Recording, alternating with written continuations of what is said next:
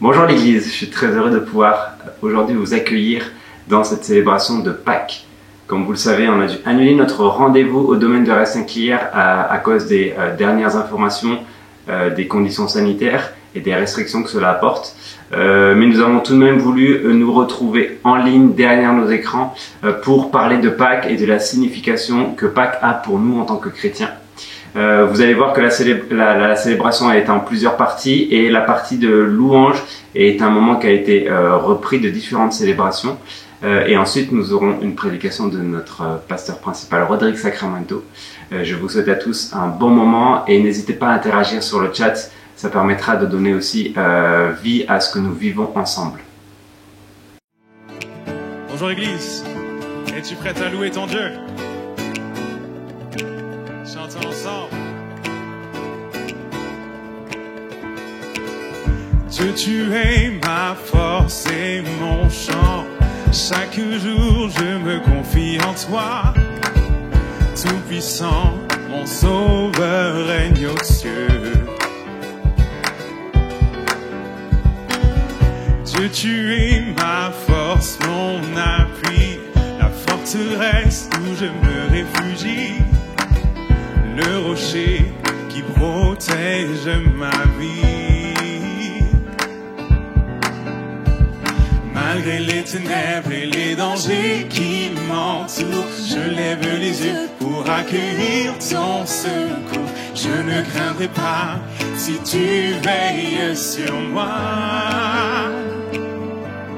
Je suis venu pour te rencontrer, pour proclamer que tu es fort et puissant, nul ne peut te résister.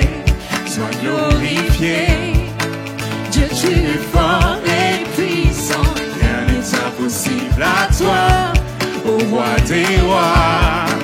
Dieu, tu es fort et puissant, au-dessus de tous les noms. Nous déclarons que tu es fort et puissant.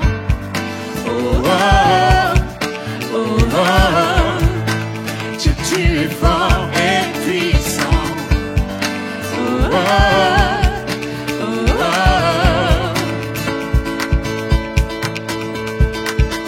Dieu, tu es ma force et mon chant, mon bouclier et mon libérateur. Souverain, mon sauveur règne aux cieux. Alléluia.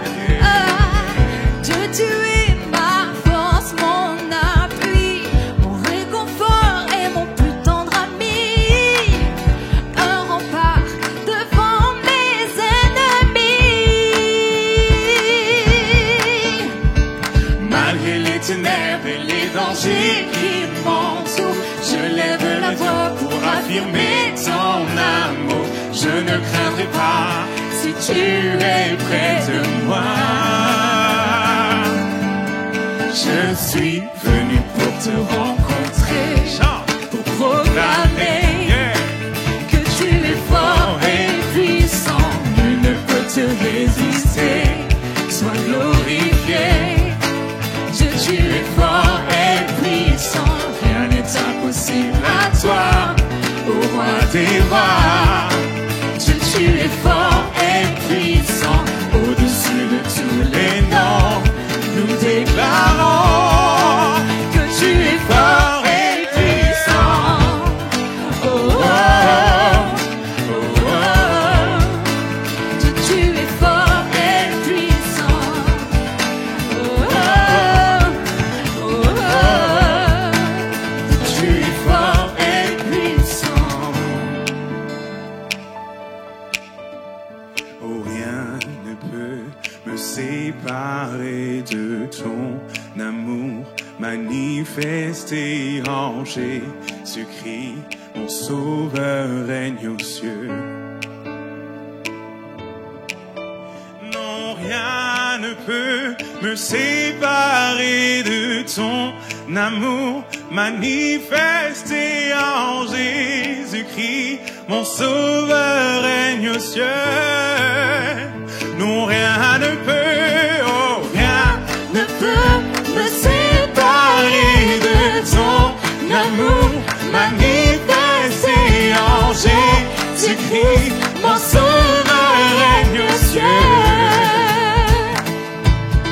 Je suis venu pour te rencontrer, pour proclamer que tu es fort et puissant. Nul ne peut te résister. Sois glorifié. Dieu, tu es fort et puissant.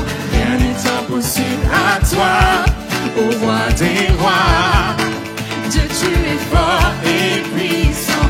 Au-dessus de tous les noms, nous déclarons que tu es fort et puissant.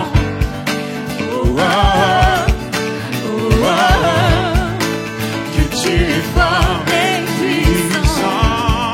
Oh, oh, chante église. Oh, oh, lève ta voix encore une fois.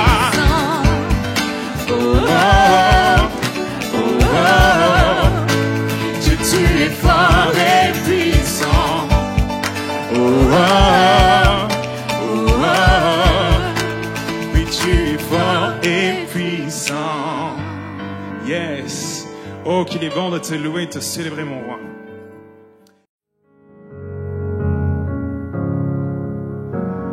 Nous venons dans ta présence pour chanter tes louanges et notre reconnaissance de ce que tu as accompli. Tu nous as donné ta vie, ton amour et ta joie, et la louange envahit nos cœurs passionnés de toi.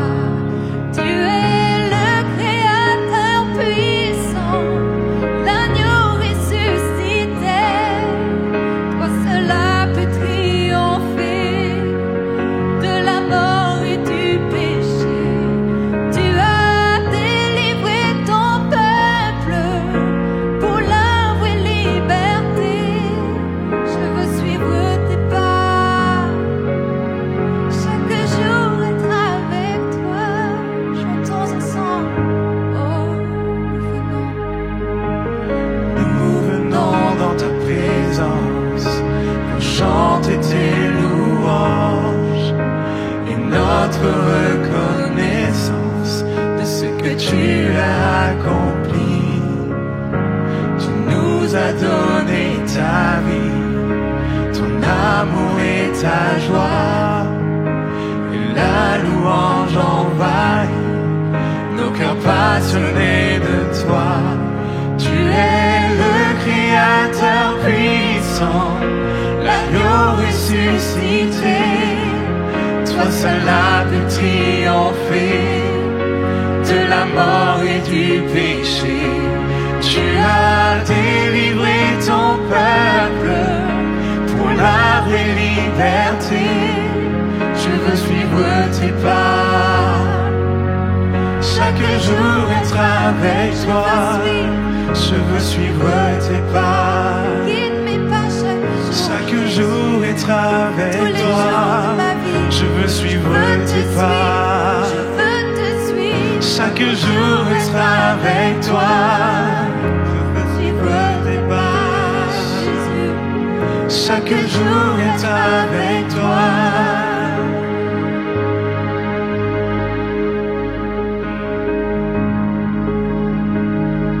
Jésus.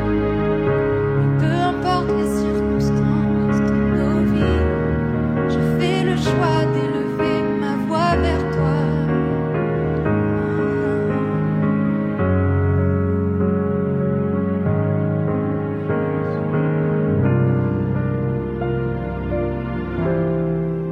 Vers toi, Seigneur, j'élève ma voix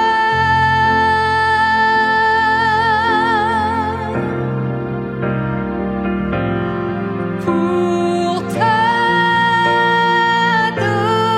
t'adorer, mon Sauveur, mon roi. Reçois, Seigneur, comme un doux parfum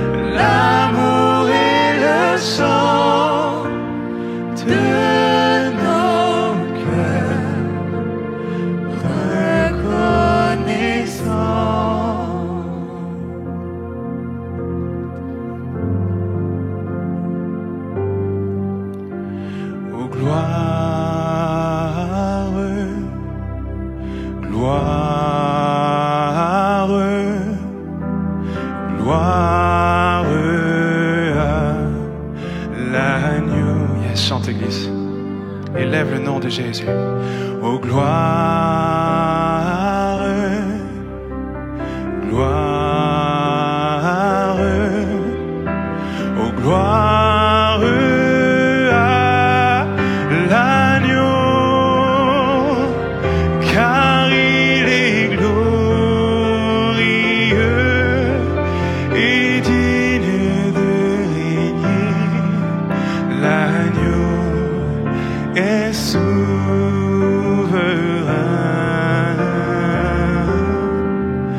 Nous élevons la voix pour l'adorer. L'agneau est souverain. Chantons ensemble gloire, gloire. Élève ta voix. Lui déclare qu'il est glorieux.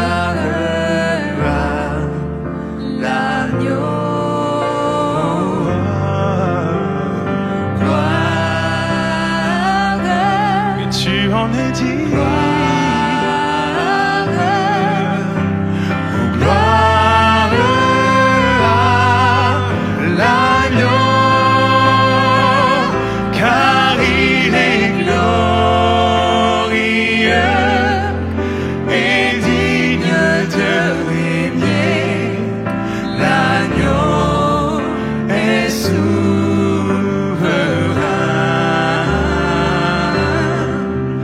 Nous élevons la voix pour l'adorer.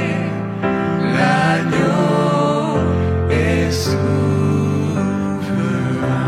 Nous élevons, que les voix, élevons la voix pour l'adorer. L'agneau est souverain. L'agneau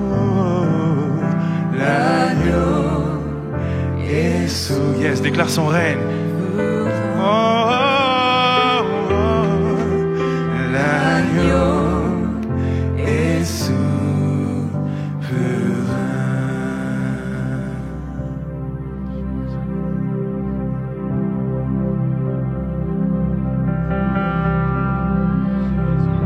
Élève ta voix, qu'un chant nouveau monte ce matin. Oh, élève ta voix. Oh oui, Église, fais entendre ton cœur. Oh, Jésus. Oh,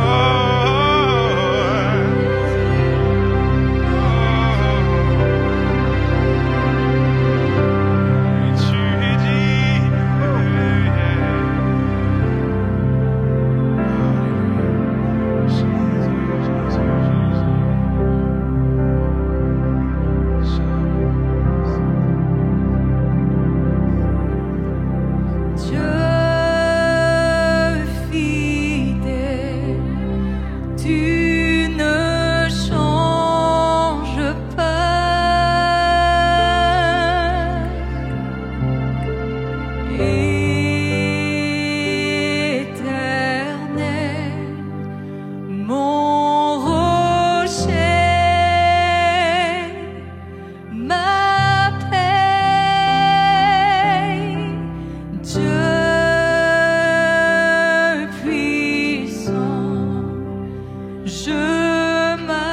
m'appuie sur toi. Chantons ensemble et je crie vers toi. Car tu es mon Dieu.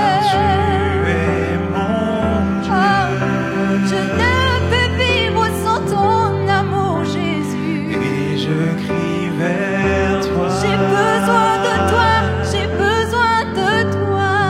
J'ai besoin de toi. Dieu fidèle. Oh, Dieu fidèle. Tu ne changes pas.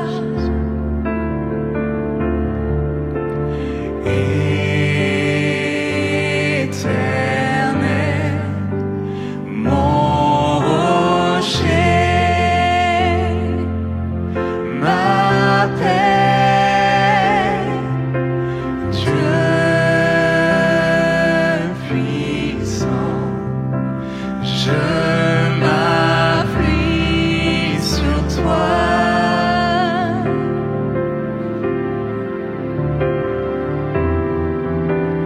Et je crie vers toi, car tu es mon Dieu. Et je crie vers toi, j'ai besoin de toi. Tu es mon roc. Tu es mon roc au jour de la détresse. Oh, et si je tombe, tu me relèves dans la tempête. Ton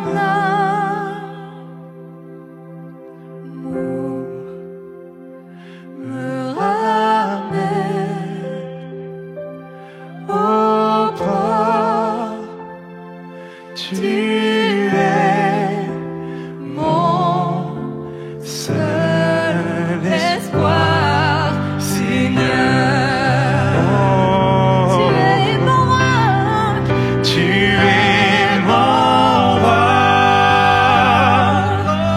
au jour de la détresse.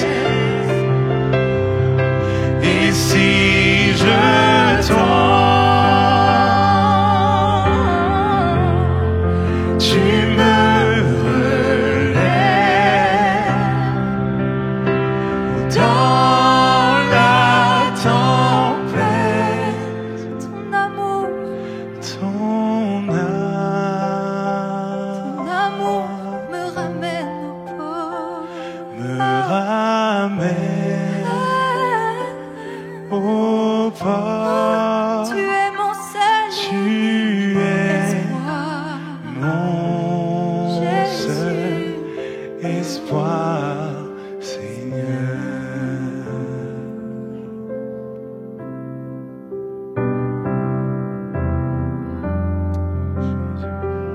Nous voulons exalter ton saint nom, élever des chants nouveaux vers toi.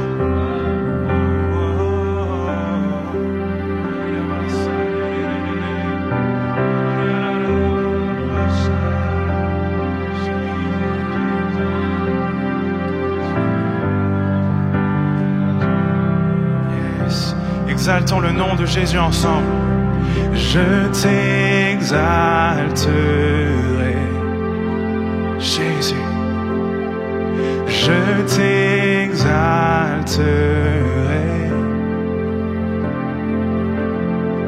Je t'exalterai. Tu es mon Dieu. C'est paroles sont très simples, mais quand elles viennent du cœur, elles ont du sens. Je t'exalterai.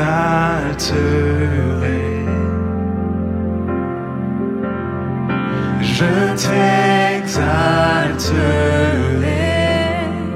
chaque jour de ma vie. Je t'exalterai. Tu es mon Dieu. Encore une fois, je t'exalterai. Chantons ensemble, l'Église. Je t'exalterai, Jésus. Je t'exalterai.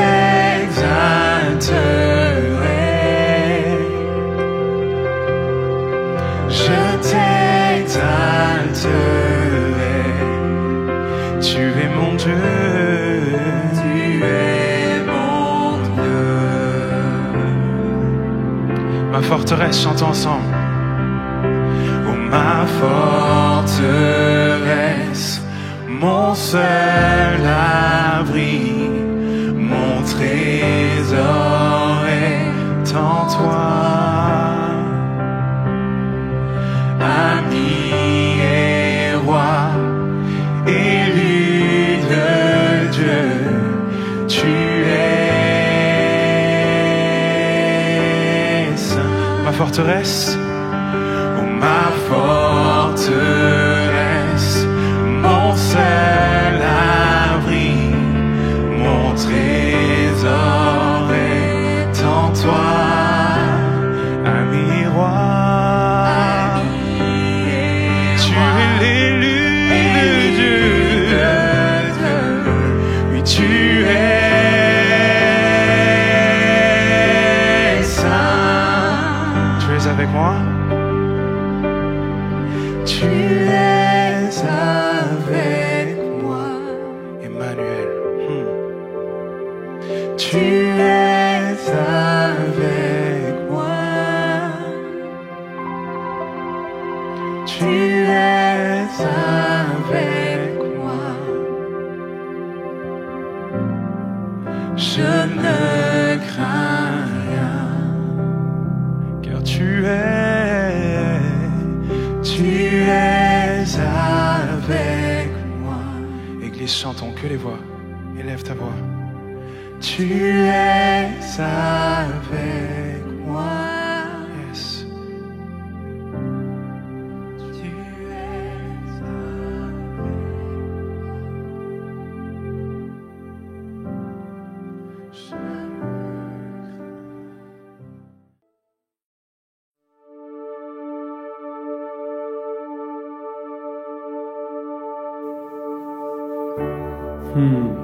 Merci Seigneur Jésus. Et nous avons déclaré que ton œuvre à la croix est triomphante.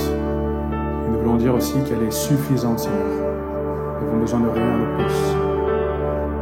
C'est mieux que mon cœur chéri est l'espoir de mon âme, l'emblème de mon salut. Cette croix à Golgotha, comment pourrais-je l'expliquer? Ce grand amour pour moi, que Jésus fut crucifié pour me donner la vie. La croix seule me suffit, car votre je désire ce qui m'était si cher. Je considère comme une perte, afin de te connaître. Tout ce que je possède est pour moi sans valeur, car j'ai mesuré le prix et la croix seule me suffit.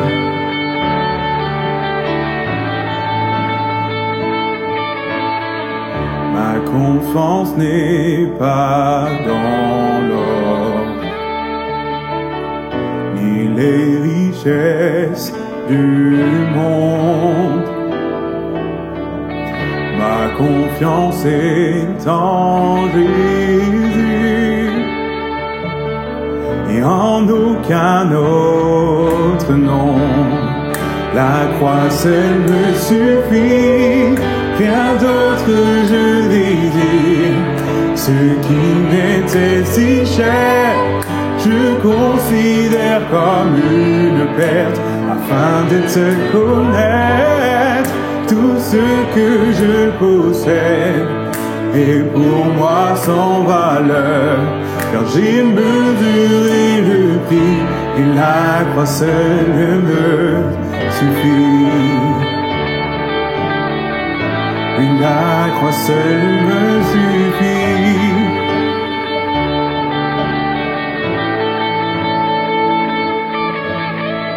Lorsqu'à la fin de mes jours, je verrai mon Sauveur,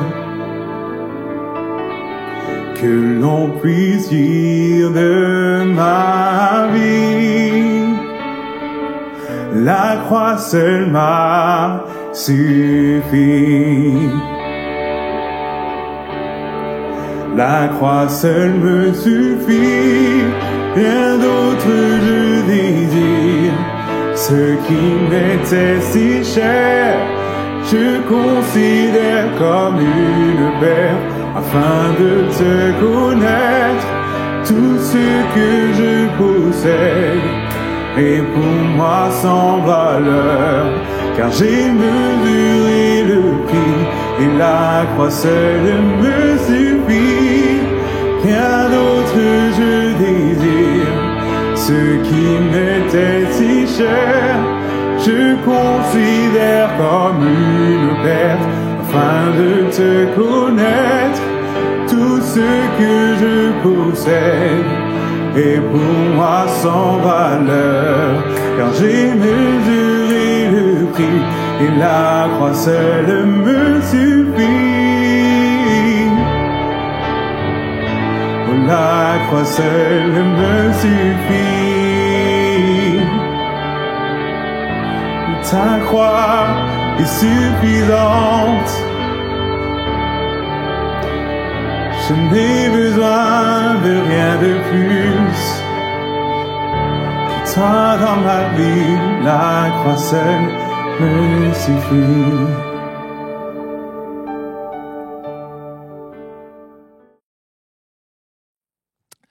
Bonjour à tous, c'est une grande joie pour moi de pouvoir célébrer Pâques avec vous.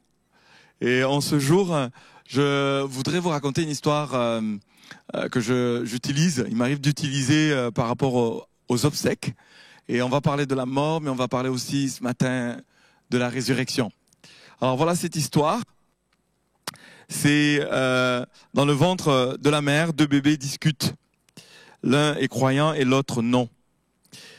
Il s'ensuit une discussion et c'est la suivante. Le bébé non croyant dit « Et toi, tu crois à la vie après l'accouchement ?» Le bébé croyant répond « Bien sûr, c'est évident que la vie après l'accouchement existe. Et nous sommes juste ici pour devenir forts et prêts pour ce qui nous attend après. » Le bébé non croyant répond « Tout ça c'est insensé. Il n'y a rien après l'accouchement. Est-ce que tu peux t'imaginer, toi, à quoi une telle vie pourrait ressembler ?» Le bébé croyant répond « Eh bien, je ne sais pas tous les détails, mais là-bas, il y aura beaucoup de lumière, beaucoup de joie.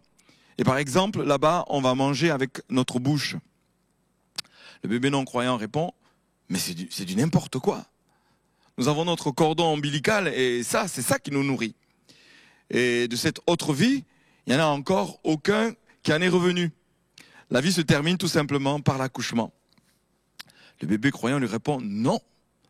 Je ne sais pas exactement à quoi cette vie après l'accouchement va ressembler, mais dans tous les cas, nous verrons notre maman. Elle prendra soin de nous. » « Maman ? Tu crois en maman ? Mais où se trouve-t-elle donc ? » Le bébé croyant répond « Mais elle est partout. Elle est autour de nous. Grâce à elle, nous vivons, et sans elle, nous ne sommes rien. Elle veille sur nous à chaque instant. » C'est absurde. Tu l'as déjà vue, toi? Ben moi non plus. C'est donc pas évident c'est donc évident qu'elle n'existe pas. Et puis, si elle existait vraiment, pourquoi ne se manifeste-t-elle pas? Le bébé croyant répond, eh bien, je ne suis pas d'accord. Car parfois, lorsque tout devient calme, on peut entendre quand elle chante, sentir quand elle caresse notre monde. Je suis certain que notre vraie vie ne commence qu'après l'accouchement. Le bébé non-croyant répond, moi, je suis surtout convaincu qu'après l'accouchement, il n'y a rien. Cela est tout simplement irrationnel. Cette histoire illustre bien l'approche de celui qui croit profondément, qui a une intuition profonde, et celui qui ne croit pas. L'être humain, dans sa vie, est un peu comme ces deux bébés. Certains doutent de l'existence de Dieu, et d'autres non. L'accouchement représente en quelque sorte la mort. J'ai lu un article récemment qui disait que quand les bébés accouchent, quand la maman accouche et qu'ils sortent du ventre, ils sont en train de dormir. Et ils se réveillent vraiment au moment où ils prennent une bouffée d'oxygène, le cordon ombilical est coupé, et puis qu'ils se mettent à vivre pleinement, à exister par eux-mêmes. Et donc, pour ceux qui croient après l'accouchement, nous pourrons enfin dire que cette personne que nous ne connaissons pas est une personne invisible, mais qui prend soin de nous sans qu'on puisse la toucher. Cette personne, cette maman, nous nourrit par le cordon ombilical, nous abreuve d'amour, de joie, et nous ne pouvons pas la voir parce que nous sommes dans l'obscurité. Cette parabole, cette histoire, elle est forte, parce qu'il y a beaucoup de similitudes avec la réalité qu'il y a après la mort.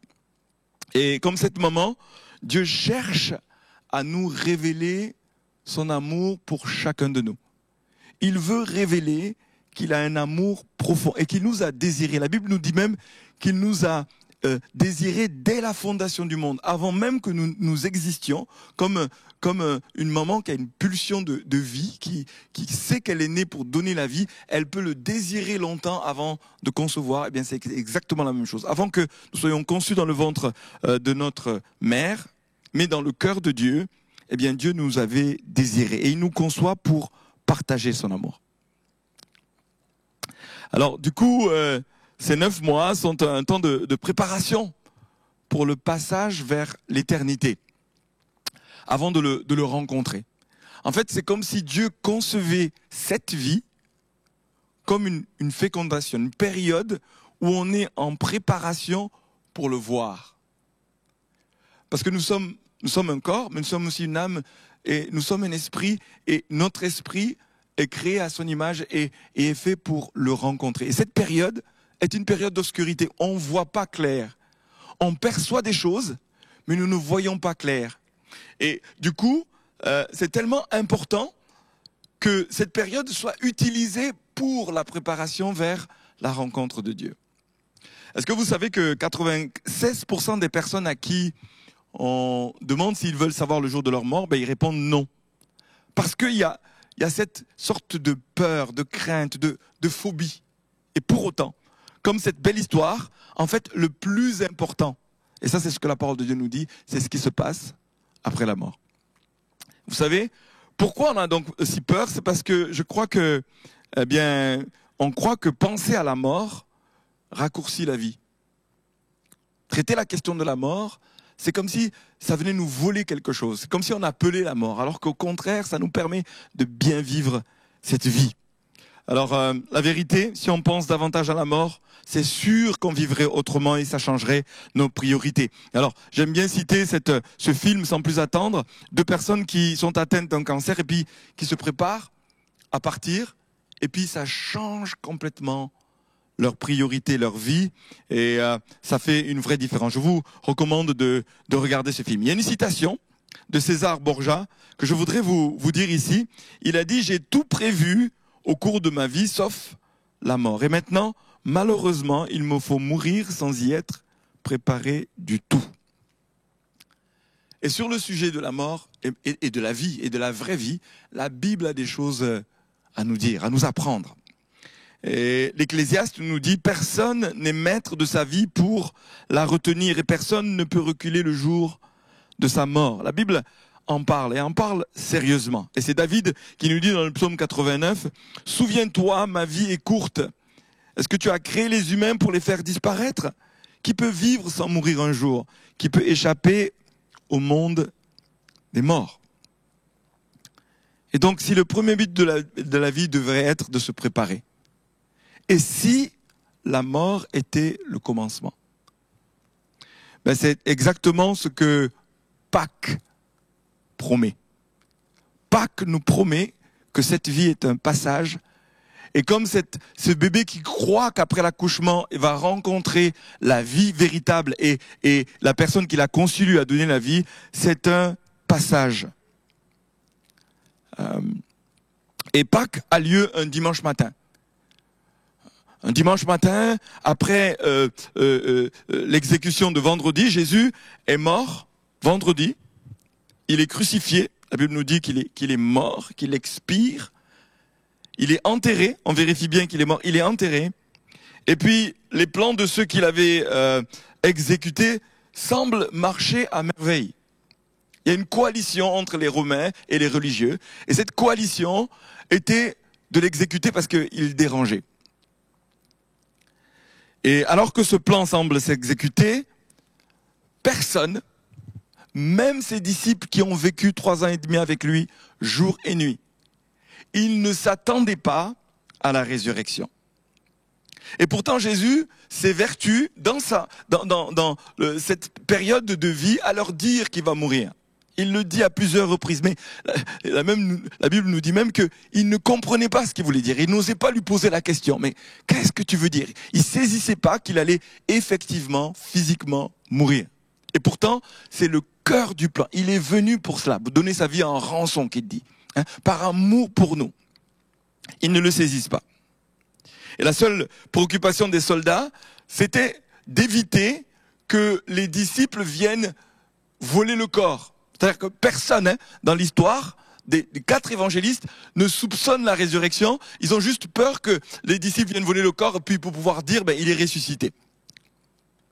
Et du coup, les religieux, ils avaient tout orchestré pour que Ponce Pilate, puisse ordonner qu'il soit gardé, que le sépulcre soit gardé. On le lit dans Matthieu 27, 64. Ordonne donc que les sépulcres soient gardés jusqu'au 3e jour, afin que ses disciples ne viennent pas dérober le corps et dire au peuple, il est ressuscité des morts. Cette dernière imposture serait pire que la première. Et comme nous le savons, il y avait vraiment des soucis du côté des disciples. Ils étaient tous effondrés.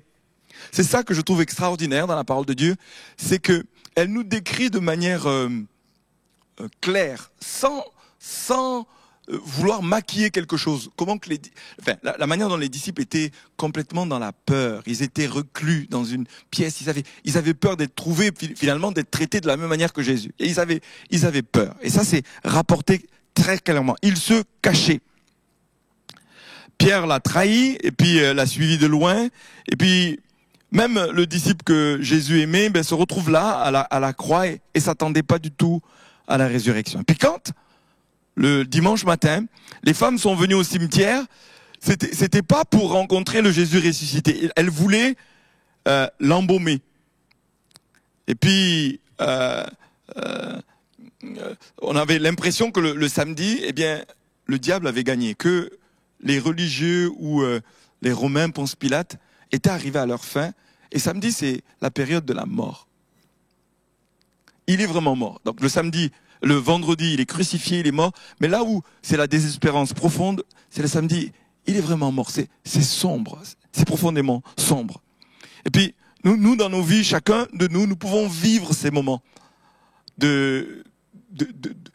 d'obscurité, de tristesse profonde. Et je voudrais dire que Jésus, là, nous avons prié, il vient dans nos obscurités, il vient dans nos tristesses, il vient dans ces moments où vraiment on a l'impression que c'est fini, l'histoire est finie, on se relèvera pas, et pourtant, il a traversé cela, et c'est le dimanche matin. Et je voudrais annoncer un dimanche matin pour vous. Je voudrais annoncer une Pâque pour vous, aujourd'hui, où Jésus, ayant traversé la mort, vient et paraît et vient annoncer, non seulement que ce que lui il a vécu, tu peux le vivre, il vient annoncer, il vient paraître un dimanche. Et ce dimanche, je voudrais dire que c'est ton dimanche où il vient se révéler. Il vient se manifester dans sa lumière. Il vient faire la promesse que toi-même un jour, si tu places ta confiance en lui, tu pourras vivre exactement ce qu'il a vécu. C'est-à-dire traverser, vivre cet accouchement, basculer de l'autre côté, connaître le Père, comme lui-même il a connu. Hein. Et puis il a dit, je remets mon esprit entre tes mains. Et quand il est ressuscité, il monte vers le Père. Et là, il rencontre le Père. Et c'est exactement ce qui se passe comme pour cet accouchement. C'est la promesse qu'il est en train de nous faire. Dieu avait un autre plan. Il est venu secouer, alléluia, secouer le cimetière.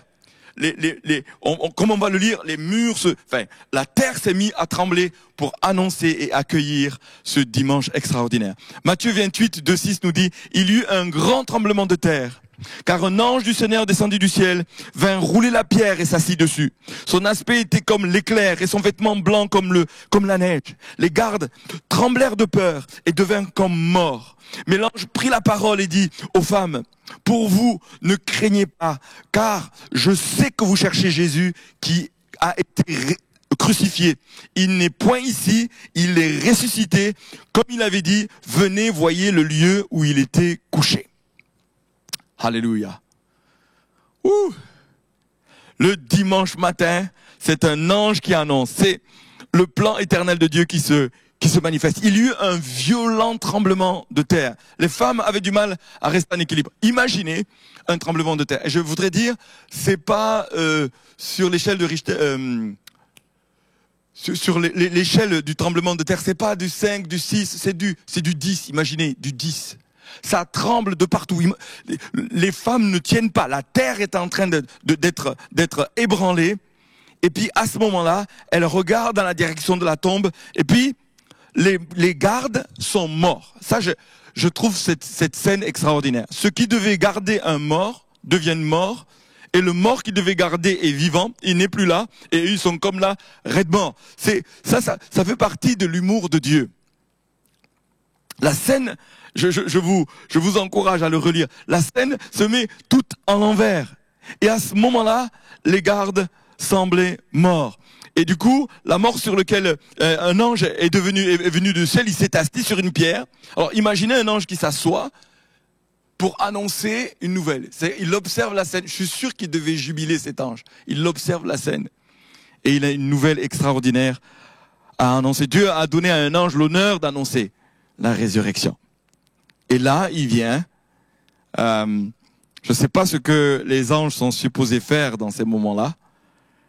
Lui, il est juste tranquille. Il s'assoit. Peut-être il croise les jambes. Et puis, il attend dans une grande paix, une grande joie. Et il annonce qu'il est ressuscité. Ce terme qui dit que dans un cimetière, Jésus s'est réveillé. Il s'est relevé. Vous savez, les cimetières, c'est le lieu où on dort. C'est le lieu où on attend. Il n'y a plus rien à faire. On est allongé, on dort. Et là, le terme exact, c'est, il n'est pas là, allongé, endormi avec les autres. Il s'est relevé vivant d'entre les morts. Et c'est très important que je puisse dire ce matin que c'est une résurrection réelle. Ce mot ressuscité, il est compliqué à dire dans le cadre d'un cimetière, mais parce que il y a tellement d'enjeux derrière. Il est revenu à la vie. C'est l'espérance de tout humain, l'attente de tout humain, revenir à la vie. Et ce mot est prononcé dans un cimetière. Je trouve ça extraordinaire. Il est prononcé dans un cimetière. Et si c'est une blague, s'il n'y avait pas de résurrection, vous savez quoi? Le christianisme auquel que nous vivons n'a pas de force, n'a pas de réalité si Jésus n'est pas revenu vivant d'entre les morts. le cœur de l'évangile, le cœur de la bonne nouvelle, le cœur de placer une espérance en Jésus, c'est de croire que lui est ressuscité. Parce que c'est la prémisse, c'est la primeur, il est les prémices de ce que nous allons vivre. Et si lui ne l'a pas vécu, toute la foi chrétienne, toute l'espérance chrétienne, eh bien, n'a pas de fondement. C'est pourquoi il est tellement important dans ce jour de Pâques, de nous tourner vers cette scène biblique, cette réalité biblique. Et je vous défie de placer votre foi, même vous croyants, de renouveler votre foi dans la résurrection de Jésus. Il a triomphé de la mort, il est revenu vivant d'entre les morts. Après 3 jours de réelle mort, il est revenu vivant et il ouvre la porte pour que nous placions notre foi en lui et que nous puissions vivre la même chose. Exactement la même chose. Et si Jésus était réellement ressuscité? Moi je le crois, mais je voudrais nous défier à cheminer dans ce raisonnement. S'il était réellement ressuscité, si cette annonce était réelle, alors vous pourrez croire que Jésus est descendu au séjour des morts. C'est pourquoi il institue le repas avec le pain et le vin. Vous savez, avant d'aller de mourir, Jésus est avec ses disciples dans une chambre haute et il institue la scène, qui est l'événement, l'un des événements les plus importants qui va rappeler sa mort, mais qui va annoncer aussi sa résurrection et sa venue. Et donc il institue pour que nous puissions nous souvenir. Il dit, faites ceci en mémoire de moi. Souvenez-vous que j'ai été mort, mais je suis revenu à la vie, et renouvelez votre foi dans ma résurrection. La Sainte Seine est un rappel de la mort et de la résurrection, le cœur de l'évangile. C'est pourquoi c'est le sacrement le plus important pour le croyant. C'est le baptême qui rappelle quoi? Sa mort et sa résurrection. C'est quoi? C'est aussi la Sainte Seine qui rappelle quoi? Sa mort et sa résurrection. Et quand nous prenons cela, ce pain, ce vin, nous sommes en train de communier avec la puissance de résurrection, avec l'espérance qu'un jour, nous aussi, on vivra cette résurrection dans notre corps, dans notre âme et puis dans notre esprit. Alléluia. La Bible nous révèle que sa mort sur la croix, il porte nos maladies physiques, nos maladies psychiques, nos maladies spirituelles.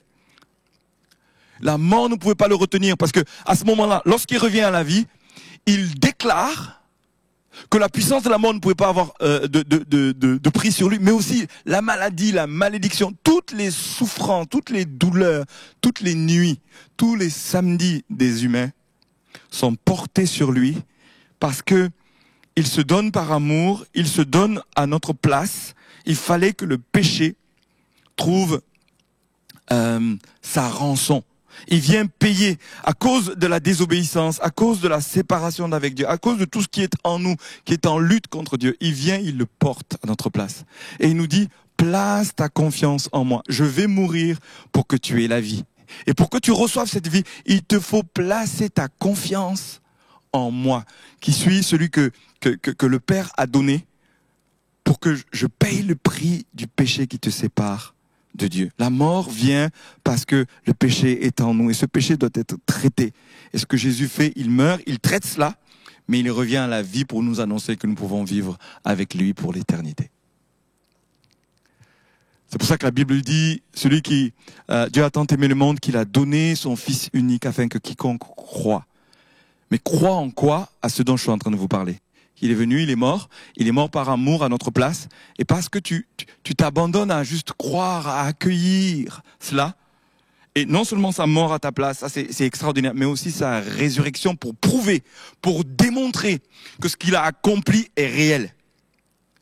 Un homme est descendu du ciel, Dieu s'est fait homme, il est descendu, et quand il est venu, il est mort à la croix, et parce qu'il est mort, et que lui il était juste, la mort ne pouvait pas tenir sur lui, il revient vivant, et celui qui expérimente cela, qui accueille la puissance de la résurrection, eh bien, a la vie éternelle. C'est ce que Jésus dit, quiconque croit en lui ne périsse point, mais qu'il ait la vie éternelle, la puissance de la résurrection. Alléluia. Alléluia. Alors c'est Jésus lui-même qui dit, j'étais mort et voici, je suis vivant au siècle et des siècles, je détiens les clés de la mort et du séjour des morts. Voilà, il y a quelque chose d'intéressant. Ici, la mort est une porte. La mort est un passage. Avant, on est dans les ténèbres, on est dans la mort, on est sans vie. Et puis quand on traverse à un moment donné, la puissance de la vie de résurrection vient. Et c'est Jésus qui est le comité d'accueil quand on traverse. La sage-femme qui accueille le bébé et qui l'amène au Père, c'est Jésus. Il dit, je détiens les clés de la mort et du séjour des morts. Alléluia. Et tout le ciel se met à dire, il est ressuscité. Il est ressuscité. Il est ressuscité. Alors l'importance de la résurrection physique. J'aimerais dire que nous ne croyons pas que Jésus est juste spirituellement ressuscité. Je veux déclarer ce matin que Jésus est physiquement ressuscité. Et c'est ça qui donne de la puissance et de la réalité du corps de notre foi. Les disciples et les femmes n'ont pas vu un fantôme. Ils n'ont pas expérimenté juste une émotion. C'était pas une extase. C'était pas comme ça une vision ouverte. C'était réel. C'est pourquoi que quand il se présente à eux, il prend du pain, il le rompt. Et puis il leur demande du miel. Il leur demande du pain, il le prend. Et quand Thomas, qui n'était pas là, on connaît tous l'histoire de Thomas, Jésus paraît, quand il est ressuscité, il arrive dans la salle où les disciples se trouvent, dans la peur, et il leur dit que la paix soit avec vous. Alléluia. Et je voudrais dire, quel que soit ce que tu es en train de vivre, Jésus paraît. Le ressuscité vient et il annonce la paix. Et même à un Thomas qui doutait, lorsque, quelques jours après, il est avec les 10 autres disciples, puisque Judas n'était plus, il est avec les autres disciples, et Jésus paraît de nouveau, et il lui parle la paix. Même lorsque on a douté, et douté profondément, Jésus revient, et il nous annonce la paix. Même si tu as vécu des choses tragiques comme Pierre a renié le Christ, mais la première chose que Jésus vient et qu'il annonce quand il vient dans ta vie, quand il vient dans le dimanche où tu es dans la tristesse, comme les femmes étaient dans la tristesse, les disciples étaient dans la peur, il annonce la paix. Alléluia. Je veux déclarer ce matin que Jésus parle la paix dans ta vie.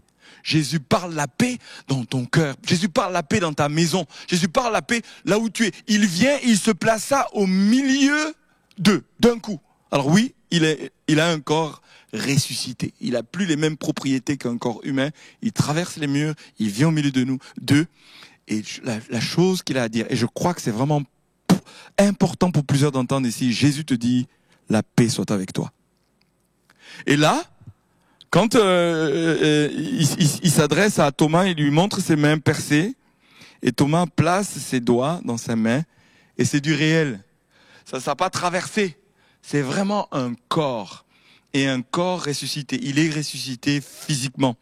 C'est très important. C'est très important. Jésus est ressuscité dans un corps de chair. Lisons Luc 24, 39. Voyez mes mains et mes pieds, c'est bien moi, touchez-moi. Et voyez, un esprit n'a ni chair ni os, comme vous voyez que j'ai. Touchez-moi. Et Jésus vous dit, je vais oser le faire ce matin. Touchez-moi. Voyez. C'est une perception comme ça, spirituelle. Voyez, mais touchez. Expérimentez ce matin. Expérimentez la puissance de résurrection et de la grâce de Jésus qui vient, qui tend ses mains. De la grâce de Jésus qui vient partager la paix, même si, on n'est pas dans une attitude triomphaliste, d'une foi extraordinaire, mais dans sa grâce, il vient vers nous. Donc, pourquoi la Bible insiste autant sur la résurrection physique? Pourquoi c'est si important? C'est essentiel. Parce que Christ n'est pas seulement ressuscité dans nos mémoires. Il y a pas longtemps, j'ai eu un entretien avec un membre de notre église qui venait de perdre quelqu'un de proche, mais de tellement proche qu'elle se demandait les limites de la relation qu'elle pouvait avoir avec cette personne, qu'elle pouvait ressentir. Et bien du coup, je lui ai dit, on peut avoir des souvenirs, ces souvenirs peuvent nous émouvoir. La Bible nous prévient de ne pas rentrer en relation avec des esprits qui sont morts, des personnes qui sont décédées. Mais Jésus, on ne l'a pas simplement dans notre cœur et dans notre mémoire. il est réellement physiquement ressuscité. C'est très important que notre foi, et je parle aux croyants là, soit nourrie, réaffirmée, que Jésus est physiquement ressuscité. Parce qu'on pourrait croire, c'est juste vous savez, un martyr, quelqu'un qui est mort pour nous, et puis auquel on croirait, dont l'acte serait important dans l'histoire. Non, non, non, plus que cela. Notre Seigneur est ressuscité. Et bien plus que cela. Vous savez quoi? Il revient. Alléluia. C'est pourquoi nous croyons qu'il revient. Et c'est un humain ressuscité. Dieu, il est pleinement Dieu, mais c'est avec un corps. Le ressuscité qui est revenu vivant d'entre les morts, le Jésus auquel nous croyons, est revenu vivant avec un corps humain, physique. Eh bien, il reviendra avec ce même corps. C'est là notre espérance profonde. Ce que Dieu a fait avec la tombe de Jésus, il le fera pour vous. Je voudrais vous encourager à prier ce matin. À prier dans votre cœur, à prier à l'intérieur de vous. Ce que Jésus a fait avec sa tombe. Et il y a des tombes. Vous savez, la métaphore, elle est forte pour plusieurs là. Dans cette période de pandémie, dans cette période où on vient d'entendre une période encore d'effort pour attendre un jour où il y aura une sorte de pleine vie, où on retrouvera nos repères comme ça sur le plan physique. Mais dans cette période, ça peut être physique, psychique, quel que soit ce que vous vivez, Jésus vient annoncer la puissance de sa résurrection. Alléluia. Je lis dans Jean 11, 25, Jésus lui dit, je suis la résurrection et la vie. Jésus parle à une amie qui s'appelle Marie. Il dit, celui qui croit en moi vivra, quand même il serait mort. Et quiconque vit et croit en moi ne mourra jamais. Et il lui dit, crois-tu cela? C'est la question que je vous pose et sur laquelle j'aimerais qu'on prie ensemble. Je suis la résurrection et la vie. Celui qui croit en moi vivra quand même il serait mort physiquement. Et quiconque vit et croit en moi ne mourra jamais. Et Jésus te dit ce matin, crois-tu cela? Si tu le crois, tu ne mourras pas, ton corps pourra cesser de fonctionner, tu pourras passer un temps de transition, mais vous ne mourrez jamais, dit Jésus. C'est la promesse de celui qui est revenu vivant d'entre les morts. Quelle merveille! Jésus vient. Il est la solution en face de la mort. Alors, aujourd'hui, nous ne voyons pas Jésus ressuscité physiquement.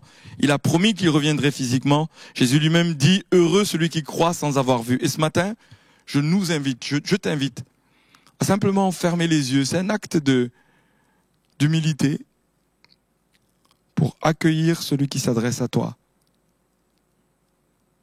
Je crois que Jésus s'adresse à toi en ce jour. Je suis la résurrection et la vie. Crois-tu cela? Veux-tu le recevoir? Veux-tu accueillir le vivant? Veux-tu accueillir celui qui a été le premier à reprendre les clés de la mort et du séjour des morts? Et il t'invite ce matin. Veux-tu le croire? Si tu veux le croire, je t'engage à prier. Dans ton cœur, tu peux le faire spontanément. Ou tu peux aussi répéter cette prière avec moi. Seigneur Jésus, toi qui es la résurrection et la vie, je t'accueille, je te reçois. Sois le bienvenu dans ma vie. Je place ma confiance en toi. Tu es mort pour mes péchés et tu es ressuscité pour m'annoncer la vie éternelle.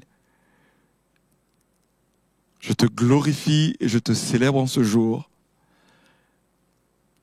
Amen. Je voudrais annoncer que si vous avez fait cette prière, la Bible nous promet que votre nom est inscrit dans le livre de vie. Le livre de ceux qui ont placé leur confiance en Jésus, qui sont ressuscités avec lui, qui vont attendre cette puissance de résurrection. Et lorsqu'il reviendra, il y aura une grande fête. Alléluia. Une grande fête. Je suis heureux. J'ai un témoignage à l'intérieur. Ici, nous ne sommes pas nombreux, mais dans mon cœur, dans mon esprit, je perçois que vous qui m'écoutez là, ce matin, eh bien, une lumière s'est levée. Comme après la nuit, le soleil se lève, la lumière brille sur toi. Alors, soyez bénis. Je veux bénir ceux qui ne sont pas de notre église ici. Je veux bénir ceux qui sont membres de l'église. Je veux bénir les enfants. Je veux bénir les ados. Tous ceux qui sont là dans ce jour. Que la lumière de sa face brille sur vous. La lumière de ressuscité brille sur vous. Que Dieu vous bénisse. Voilà, notre célébration touche à sa fin. Je vous souhaite à tous un bon dimanche. La semaine prochaine, l'église sera ouverte. Vous pourrez vous inscrire dès demain matin pour notre célébration. N'hésitez pas à interagir aussi sur Workplace si vous avez des questions par rapport aux dernières mesures. L'église étant ouverte, il n'y a pas de contraintes supplémentaires. Simplement, vous devrez vous munir d'une attestation si vous êtes en dehors des 10 km à vol d'oiseau. Vous devez avoir reçu toutes les informations par mail. Si ce n'est pas le cas, inscrivez-vous directement sur le site internet égliseclé.fr ou alors si vous êtes déjà inscrit, peut-être que le mail est arrivé dans vos spams. Je vous souhaite à tous de passer un bon dimanche après-midi et un bon jour férié pour demain. À très bientôt.